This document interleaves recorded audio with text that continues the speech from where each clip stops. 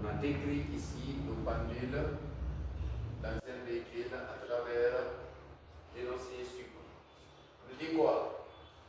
Une bille de masse M est suspendue par un fil inextensible de masse négligeable. Le pendule ainsi constitué est fixé au plafond d'un véhicule animé d'un mouvement rectiligne. On demande de déterminer l'angle d'inclinaison alpha entre la verticale et la position du fil, ainsi que la tension du fil lorsque, petit a, le mouvement du véhicule est uniforme, petit b, le mouvement du véhicule est uniformément accéléré, et petit c, le mouvement du véhicule est uniformément retardé. Donc nous allons faire l'étude de cette application à travers les trois propositions ici de l'énoncé. Retenez ici qu'au niveau du pendule dans un véhicule, les trois cas-là existent généralement. Donc nous allons commencer par le premier cas qui porte ici sur le mouvement rectiligne uniforme. Alors, avant de faire le schéma, retenez ici que lorsque le mouvement du véhicule est uniforme, lorsque le mouvement du véhicule est uniforme, lorsque le mouvement du véhicule est uniforme, alors le fil reste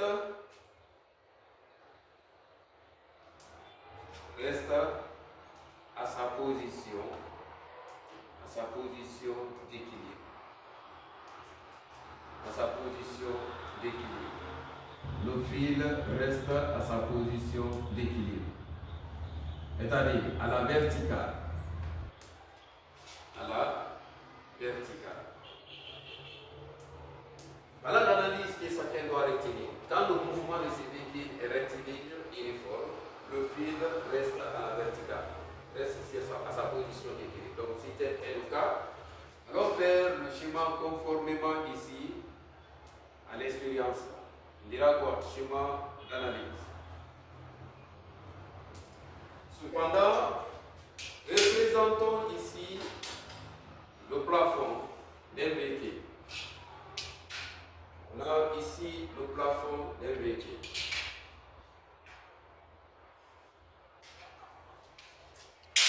On a un pendule accroché au plafond de ces véhicules. Donc l'axe vertical est noté par l'axe delta. Cependant, nous allons considérer un fil de longueur L. De l'autre extrémité de l'axe vertical, on a un fil ici accroché. Alors quand le fil est là, mais comme le fil aussi reste ici à la verticale, allons mélanger ici, on représente le fil à travers la craie jaune. À travers ici la couleur jaune. Alors, je prends ici, quand le solide est là, son poids est vertical dirigé vers le bas. Et la tension du fil notée par T vecteur. Donc, notée ici par le point O. Donc, voilà le solide en question. La masse ici, une bille de masse M. Donc, la bille est là, de masse M. Voilà l'expérience qu'il faut représenter. Donc ici, je dis bien, dans le cas précis, lorsque le mouvement du solide est rectiligne et uniforme, le fil reste ici à sa position d'équilibre. Donc ça veut dire quoi? À la verticale, le fil sera confondu directement à l'axe delta. Alors comment peut-on étudier le mouvement de ces solides? Donc commencer par l'étude du mouvement. Alors on met ici le système à étudier. On dit qu'il faut énumérer les conseils de résolution. Le système qui est là dépend de l'énoncé. Dans l'énoncé, on nous dit quoi? Une bille de masse M. Dans la vidéo précédente, on a parlé de ça. Donc, il faut énumérer le référentiel. On a parlé aussi de ça dans la vidéo précédente. On te dit quoi? Qu'il faut choisir le référentiel galiléenne. Et on doit également faire le bilan des forces. Au niveau du bilan, arrivé ici, on revient au niveau du solide. On constate ici qu'il y a deux forces représentées. Donc, on doit énumérer les deux forces représentées sur le solide. Les deux forces ici, agissant sur le solide, sont, on a le poids, son poids ici, P vecteur, qui doit être égal à M fois G vecteur. Puis, la tension du fil. Et la tension du fil. Et la tension du fil. La tension du fil est notée par T vecteur. Alors, ça c'est les paramètres à énumérer avant de répondre à la question posée. La seule question posée est, les deux questions plutôt posées ici dans l'exercice là, c'est-à-dire dans l'énoncé là, on nous demande de trouver l'angle d'inclinaison et la tension du fil. Cependant, allons commencer d'abord au petit tronc par la détermination ici. Donc, on met quoi? Détermination de l'angle d'inclinaison. La détermination de l'angle d'inclinaison. Pour trouver l'angle d'inclinaison alpha, dans le cas précis, alors il suffit seulement de faire l'analyse théorique sur le schéma. Dans le cas précis, je dis bien, on constate ici que le fil est conformé à l'axe vertical delta. Donc cependant l'angle formé ici est égal à 0. Donc on dira ici que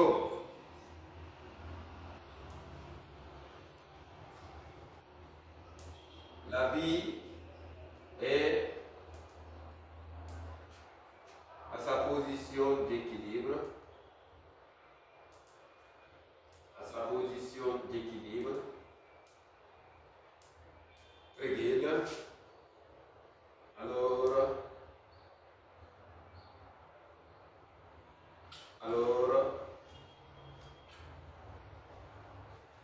aucun angle n'est formé. Avec aucun angle n'est formé avec la verticale. Par conséquent, l'angle alpha dans le cas précis égale à 0. Voilà le premier cas, petit a qu'on a ici. Quand le mouvement est rectiligne uniforme, il n'y a pas d'angle formé. C'est-à-dire le solide se trouve ici à l'équilibre. Comme la bille est à l'équilibre, la verticale, donc il n'y a pas d'angle formé entre le fil et l'axe vertical d'être là. Donc, on peut répondre à la deuxième question. On vient ici que on demande de déterminer, donc on dira ici détermination de la tension. De la tension du fil. Déterminer la tension du fil, cette fois-ci, quelle est la nature du mouvement? Le mouvement est rectiligne et uniforme. Cependant, on passe par l'application du principe du centre d'inertie. Donc on dira quoi? D'après le principe du centre d'inertie. Le principe du centre d'inertie. Qui nous dit ceci. Et le mouvement dans un référentiel galiléen, le mouvement des solides ici déjà, le mouvement de translation des solides isolés ou bien solo isolés, est rectiligne et uniforme. Le mouvement du centre d'inertie de ces solides doit être rectiligne et uniforme. Donc si tel est le cas, l'accélération qui est là est nulle. Donc on passe par quoi? La vitesse étant ici, la dérivée de la vitesse aussi par rapport au temps, la vitesse étant une constante, donc sa dérivée aussi doit être égale à 0. Cependant, on dira quoi? La somme vectorielle de toutes les forces extérieures appliquées doit être égale à un vecteur nul. On revient au niveau du bilan. Au niveau du bilan, on a énuméré deux forces, le poids et la tension. Donc on remplace. On dira ici le poids P vecteur plus maintenant la tension T vecteur, ça doit être égal à 1 vecteur nul. Qu'est-ce qu'on constate? Cette fois-ci, nous sommes uniquement sur l'axe ici déjà vertical. Donc, on n'a pas besoin ici de décomposer suivant les axes. Alors, aucune de ces forces-là ne s'est décomposée. Donc, on représente ici directement. On dira quoi? En module, on enlève les vecteurs. En prenant un module ici, je transpose ça au second membre. On constate ici que P vecteur est égal. Je vais transposer ça au second membre. Ou bien en enlevant les vecteurs, il y a deux possibilités. On considère le repère d'étude. Quand on prend ici le repère d'étude, il y a ici sur l'axe déjà aucune force, sur l'axe 6x déjà aucune force ici n'est projetée. Alors nous sommes uniquement sur l'ordonnée.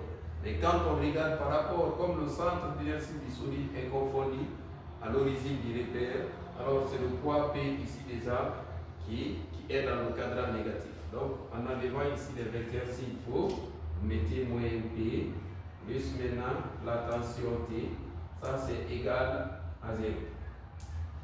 On transpose P au second membre, donc la tension du fil est égale au poids. Or, le poids des corps ici c'est sa masse ici multipliée par l'intensité de la mésanteur. Donc en remplaçant, on obtient quoi? La tension égale à M fois G. Donc voilà pratiquement le premier cas comment il faut répondre à ces deux questions. Je dis bien, le schéma qui est là, le fil doit être à sa position d'équilibre. Et à l'équilibre, il n'y a pas d'angle formé. Donc cependant, l'angle alpha égale à 0 et la tension est égale au poids. Donc dans l'exercice, ils vont donner la masse et G. Et ceux qui sont venus remplacer ici, vous trouvez la tension. La tension étant une force, alors on l'esprit en Newton. Alors revenir au niveau du deuxième cas. Petit b, on met ici deuxième cas. Le deuxième cas, c'est lorsque le mouvement du véhicule est uniformément accéléré. Alors, on décrit le mouvement du véhicule,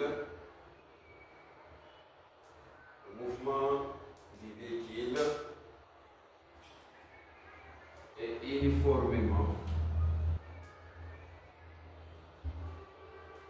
uniformément accéléré.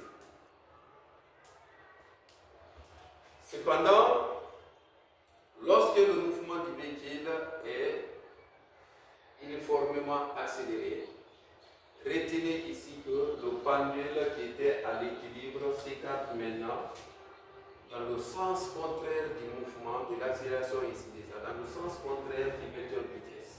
C'est-à-dire le vecteur vitesse du mouvement de ce véhicule étant orienté dans ce sens, alors quand le mouvement est accéléré maintenant, le fil qui est là s'écarte ici de la verticale d'un angle alpha. Mais contrairement au sens de déplacement du véhicule. Donc cependant, on doit faire un schéma relatif à cela. Donc avant de faire ce schéma, on dira quoi? Lorsque le véhicule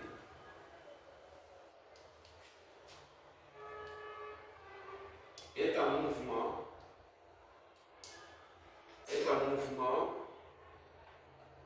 uniformément accéléré.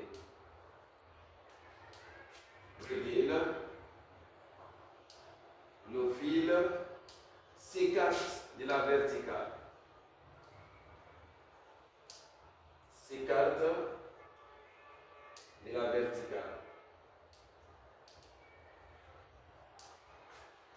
D'un angle alpha.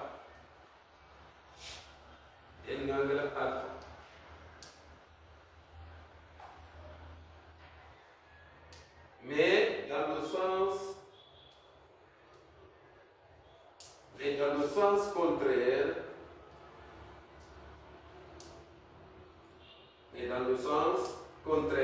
du mouvement du véhicule. Alors cependant, ensemble, nous allons représenter le même véhicule qu'on avait au début. Représentons ici le même véhicule qu'on avait au début.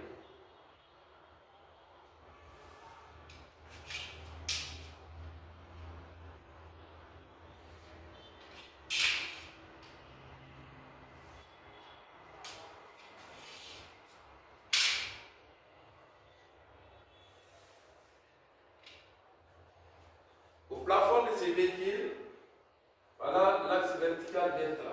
Le pendule est là. Et quand le véhicule est en mouvement rectilinéairement accéléré, le sens de déplacement du véhicule est indiqué suivant ici cette flèche. Alors le fil s'écarte d'un angle alpha. Le fil s'écarte d'un angle alpha de la verticale delta. De l'autre extrémité du fil, on a un solide de masse M. On a ici un solide de masse M, dont son poids est vertical dirigé vers le bas. On représente comme ça le poids qui est vertical dirigé vers le bas. Alors l'objectif c'est quoi? C'est d'associer le centre d'inertie du solide à un repère d'étude dont l'origine coïncide avec le centre d'inertie de ces solides. Donc on prend ici un repère d'étude. On prend ici un repère d'étude. Je prends l'ordonnée et je choisis aussi l'abscisse. On a l'abscisse X, par là on a l'ordonnée Y. La tension du fil étant notée par T, vecteur, est une grandeur ici vectorielle, située entre les deux axes. Cependant, on doit décomposer suivant l'abscisse et l'ordonnée. Vous décomposez la tension suivant l'abscisse, après vous décomposez suivant l'ordonnée. Vous décomposez, je place comme ça l'équerre. Décompose comme ça. Par là aussi, je place l'équerre. Place l'équerre. Et je décompose comme ça. La composante ici de la tension suivant X, on note par Tx vecteur. Et la composante suivant Y, je note aussi par Ty vecteur. Comme ça. Donc, ici, on note par le centre d'inertie G. Je vais noter ici par le point O.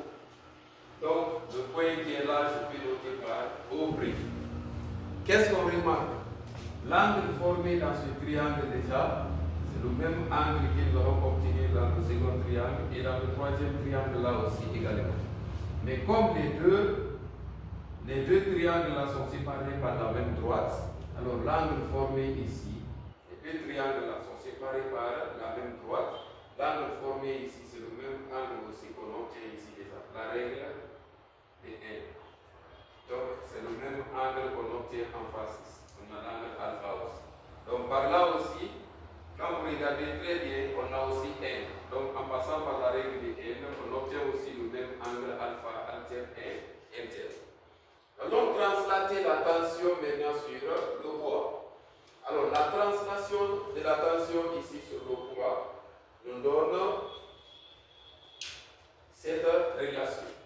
Donc on va noter ici par le poids P vecteur. Et la translation là représente quoi? La tension aussi, T vecteur. La force motrice ici exercée par le moteur déjà reçu. Et dans cette force ici motrice est confondue à la composante Tx ici de la tension. Donc voilà en général comment il faut représenter le schéma. D'un pendule accroché au plafond d'un véhicule lorsque le mouvement est rectiligne uniformément accéléré. Cependant, nous allons revenir au niveau de ces deux questions posées précédemment. On commence par quoi? On va commencer ici par le système AITB. Et comme déjà c'est le même système, on a énuméré ça précédemment. Nous sommes dans le même référentiel, seulement le bilan qu'on peut changer. Au niveau du bilan, ici la tension était comment? La tension était ici verticale. Mais cette fois-ci, on a la tension totale. T totale, c'est quoi? C'est la somme de ces composantes maintenant, Tx et Ty. Alors, il faut faire le bilan. On met ici bilan des forces. Bilan des forces. On a son poids. P vecteur qui est égal à M fois G. et la tension totale. La tension totale du fil, c'est T vecteur. Je note comme ça. On va répondre ensemble à la première question. On demande de déterminer l'angle d'inclinaison. Donc, je mets ici détermination et l'angle d'inclinaison.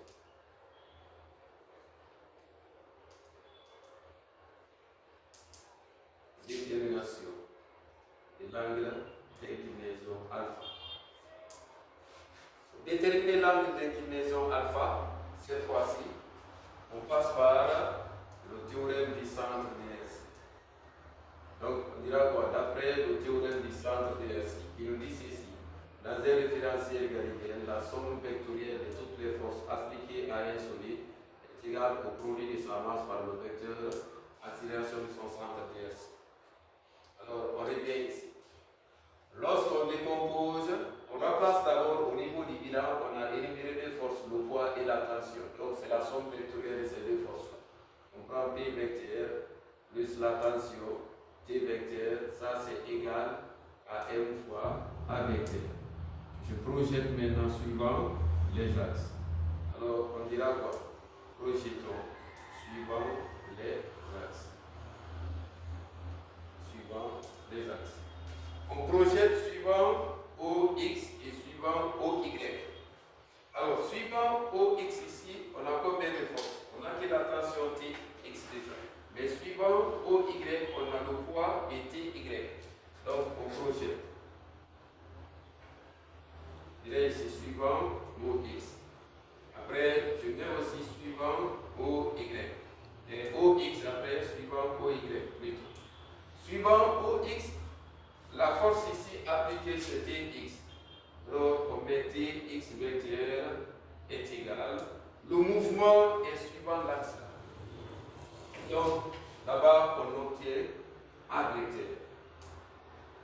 Mais suivant OY, on a le poids P vecteur plus T Y aussi. Ça, c'est égal à un vecteur nul. Car l'accélération suivant l'axe là déjà est nul. Les forces là sont perpendiculaires au sens de déplacement du solide. Donc, leur objectif, c'est de maintenir le solide en équilibre là-bas. Donc, leur somme vectorielle va être égale à un vecteur nul. Cependant, je vais noter ici par la première, ici par la deuxième relation. Dans le cas précis, on doit exploiter les deux relations, de part et d'autre. Mais on commence d'abord par la première équation. Donc, on dira ici de la relation numéro 1, virgule. On prend un module. En prenant un module, cela consiste à enlever les vecteurs. En enlevant les vecteurs, on constate ici que dans ces repères, déjà Tx est dans le cadran positif. Donc c'est orienté encore dans le même sens de déplacement que le solide. On obtient là-bas quoi? Une force motrice. Donc Tx est positif. On aura Tx égale à M fois A. On a la première équation. On prend aussi, il faut déterminer dans cette relation Tx. On constate maintenant que Tx est dans le triangle. Je dis bien, dans l'exercice, on ne donnera pas Tx, c'est à vous de déterminer. Alors vous mettez ici, cherchons Tx. Cherchons Tx. En déterminant Tx, je peux exploiter le triangle. GTX T. Alors je prends GTX T. Dans ce triangle déjà, l'angle alpha, Tx qui est là, est opposé à l'angle alpha. Donc la fonction sinus de l'angle alpha, c'est le côté opposé sur l'hypoténuse. Et l'hypoténuse, c'est la tension. Donc on dira ici, sinus de l'angle alpha égale, le côté opposé c'est Tx. On prend ici Tx et l'hypoténuse aussi c'est T. Alors on va tirer ici Tx. Tx égale à quoi? On aura T sinus de alpha. Quand on obtient ici Tx, alors là, on remplace maintenant dans la première équation. équation qu'on avait ici. Donc, je peux dire 1 d bien. 1 d bien. On remplace ici ensemble. Partout il y a tx maintenant, on remplace par t sinus de alpha. Par conséquent, on obtient t sinus de alpha égale à m fois a. Regarde ici la première équation. On revient au niveau de la deuxième relation. On l'exploite aussi. Et la relation numéro 2, regarde, on prend un module. En prenant un module, cela consiste à enlever ici les vecteurs. Donc, quand on prend ici cette deuxième relation, on constate ici que les deux vecteurs là sont opposés l'un de l'autre. Mais c'est seulement ty qui est dans le cadran positif de notre vecteur. Donc, c'est le poids qui est dans le cadran négatif. Le poids doit prendre ici un signe moins. On prend moins p plus ty. Donc, ici, nous allons prendre moins p plus ty égale à 0. On envoie ça au second membre. On dira maintenant ty égale à p. Dans cette relation, le poids étant égal à m fois g, on peut remplacer. On obtiendra maintenant ty égale à m fois g. L'objectif à présent, c'est de chercher ty, car ty là ne sera jamais donné dans l'exercice. Alors, on dira quoi? Cherchons ty. En cherchant ty, on exploite maintenant le triangle GTYT. On constate ici que l'angle alpha qui est là, TY représente le côté adjacent. Donc on passe ici par la fonction cosinus. Cosinus de alpha, c'est TY sur T. Donc on dira dans le triangle GTYT. Dans ce triangle, la fonction sinus de l'angle alpha et cosinus plutôt de l'angle alpha, on donne quoi? Cosinus de l'angle alpha ici c'est TY sur T. On met ici sur T. Donc on dira maintenant TY égale, lorsqu'on tire TY, on aura T cosinus de alpha. On remplace maintenant dans la deuxième relation qu'on avait ici. Donc on dira quoi? 2 dB.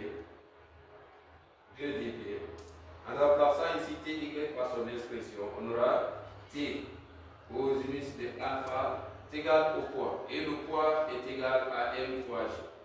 Donc, voilà les deux relations que nous allons obtenir. La première est là et la deuxième est là. On cherche quoi? L'angle alpha. Mais on constate ici que sinus de alpha, lorsqu'on tire, il y a t dans l'expression. Et t aussi sera toujours inconnu dans l'exercice. Par là aussi, lorsqu'on tire cosinus de alpha, t aussi est dans l'expression. Et t aussi sera toujours inconnu. Donc les deux relations-là ne nous permettront jamais ici, séparément, de trouver l'angle alpha. Donc cependant, il faut établir la relation entre les deux équations. Quelle est cette relation? Soit on tire ici t, on remplace dans la première équation. Cependant, qu'est-ce qu'il faut? Tu peux rappeler les deux équations. On commence d'abord par t. Sinus de alpha, cela est égal à m fois a. On a la première équation. La deuxième équation, on a t cosinus de alpha est égal à m fois g. Ici, c'est m fois a. On opère la deuxième relation. Vous êtes libre. Celui qui veut, tu peux tirer ici t, tu remplaces par là. Celui qui veut, tu peux tirer aussi t par là, tu remplaces par là. Mais ce qui est simple, c'est d'établir la relation entre les deux. On divise la première équation par la deuxième équation. Donc on dira quoi? En divisant 1 par 2, on a. Lorsqu'on divise ici, on peut simplifier t et t. Donc on divise. On aura t sinus de alpha sur membre à membre. On doit diviser membre à membre. Donc par là, on a t cosinus de alpha. Au second membre aussi, on divise. On a m fois a et ici m fois j. On simplifie la tension de part et d'autre. Et sinus sur cosinus donne tangent. Donc on peut dire tangente de alpha est égal, on simplifie la marche aussi par là. On trouve maintenant l'accélération sur G. Donc voilà comment il faut déterminer l'angle alpha. Vous trouvez ici l'angle alpha, il suffit seulement de diviser les deux relations. On va revenir sur la même question. On met ici autre méthode. Autre méthode. Une autre méthode. Celui qui ne veut pas passer par cette méthode, mais je vous conseille quand même. La méthode ici la plus efficace, c'est cette méthode, car ça vous permettra de répondre à toutes les questions à la fois. Lorsqu'on vous demande maintenant de calculer la tension, il suffit de tirer ici dans l'une de ces équations pour trouver ici la tension. Si c'est l'accélération qui est donnée, vous tirez par là. Si c'est G qui est donné, vous tirez par là. Donc cette méthode, elle vous permettra de trouver les deux questions à la fois.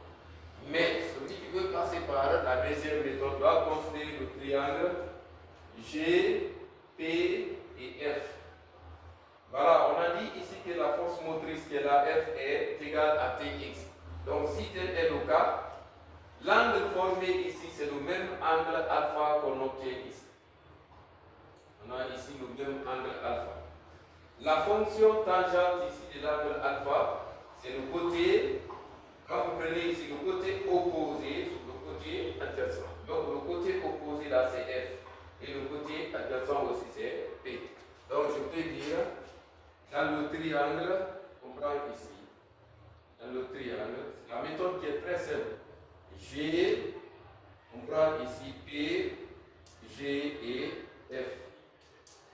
Dans ce triangle, déjà, la fonction tangente ici de l'angle alpha égale. Le côté opposé, c'est la force motrice F.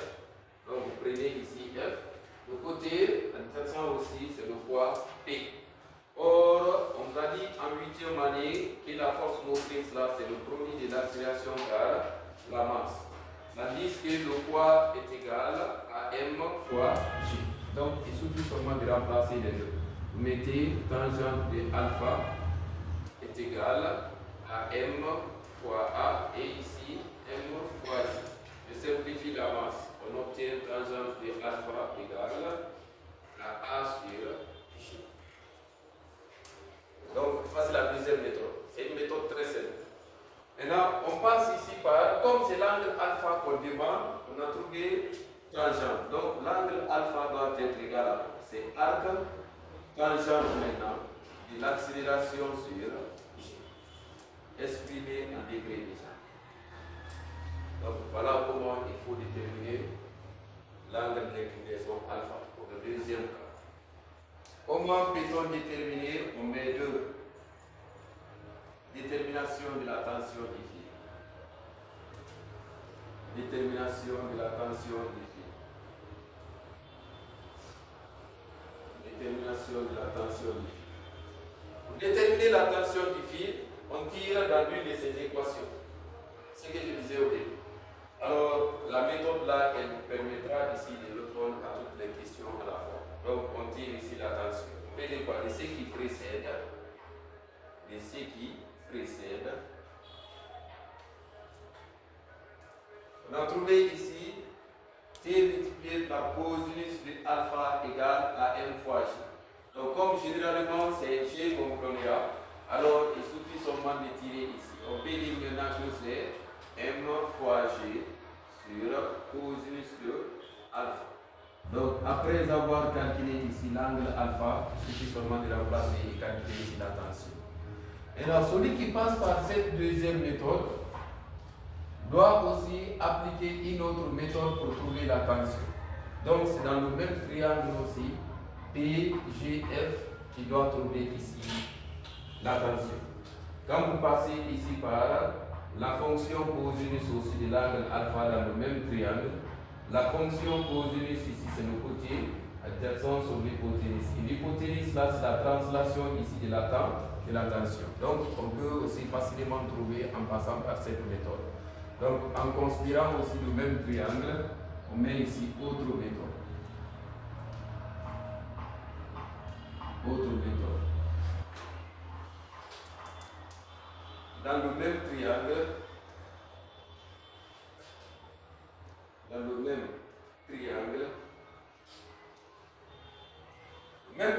ici, T, G, F, on a la fonction cosinus de l'angle alpha, c'est le côté adjacent sur l'hypoténuse. Donc, on peut dire cosinus de alpha. Le côté adjacent là-bas, c'est le poids P, et l'hypoténuse, c'est la tension T. Donc, il suffit seulement de tirer ici la tension. La tension sera égale au poids maintenant sur cosinus de l'angle alpha. Et par conséquent, le poids étant égal à m fois g, on aura mg cosinus de l'angle alpha. Voilà les deux méthodes valables aussi pour déterminer la tension. Si vous passez par la première méthode, vous allez déterminer avant même de trouver l'angle alpha. Donc il suffit seulement de rappeler l'expression et tout. Donc pour cette application, il existe ici plusieurs méthodes que je pourrais donner, mais pas se limiter uniquement sur ces méthodes-là. Donc on continue sur le troisième cas lorsque le mouvement est rectiligne uniformément retardé. Alors voilà ici le troisième cas. Cette fois-ci, le mouvement du véhicule est uniformément retardé. Donc qu'est-ce qu'il faut retenir? L'analyse est que lorsque le mouvement du véhicule est uniformément retardé, le fil s'écarte ici de la verticale d'un angle alpha, mais dans le même sens que le mouvement. Cette fois-ci, le fil s'écarte dans le même sens que le mouvement, avec l'accélération inférieure à 0. Donc, le cas précédent, c'était accéléré, le fil s'écarte ici dans le sens contraire du mouvement. Donc, sans plus tarder, comme on a fait ici ensemble le premier cas et le second cas, on ne fait que déduire maintenant les formules à partir de là. Donc, on part avec le bilan. Le bilan des forces, c'est le même système qui est là et nous sommes dans le même référentiel. Le bilan des forces. Au niveau du bilan, on a le poids P vecteur, son poids P vecteur qui est égal à M fois G vecteur et la tension du fil. Et la tension du fil, notée par T vecteur, la tension totale ici. Alors, allons commencer par la première question qu'on avait posée au début.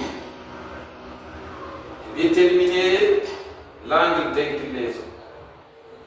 Donc, on met ici détermination de l'angle d'inclinaison.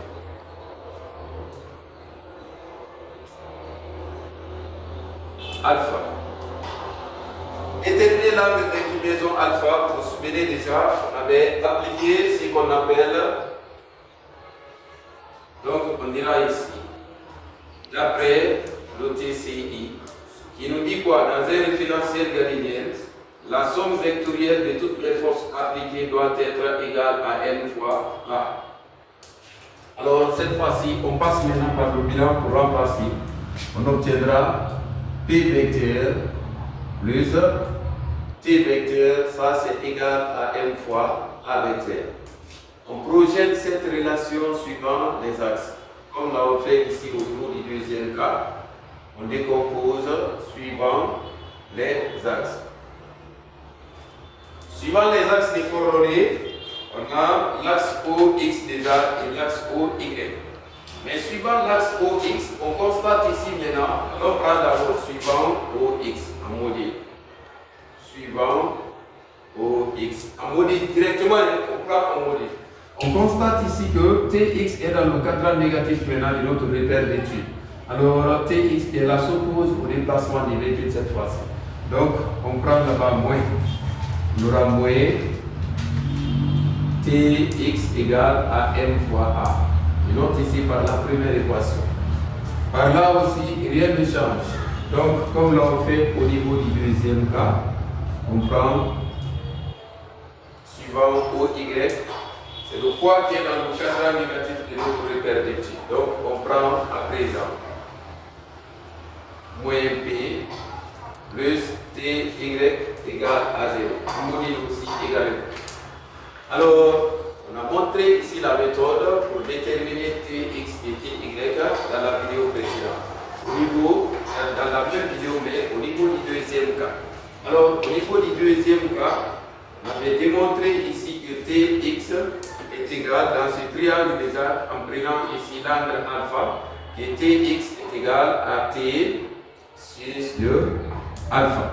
Tandis que Ty, on avait trouvé T cosinus aussi de alpha. On porte ici dans les deux équations.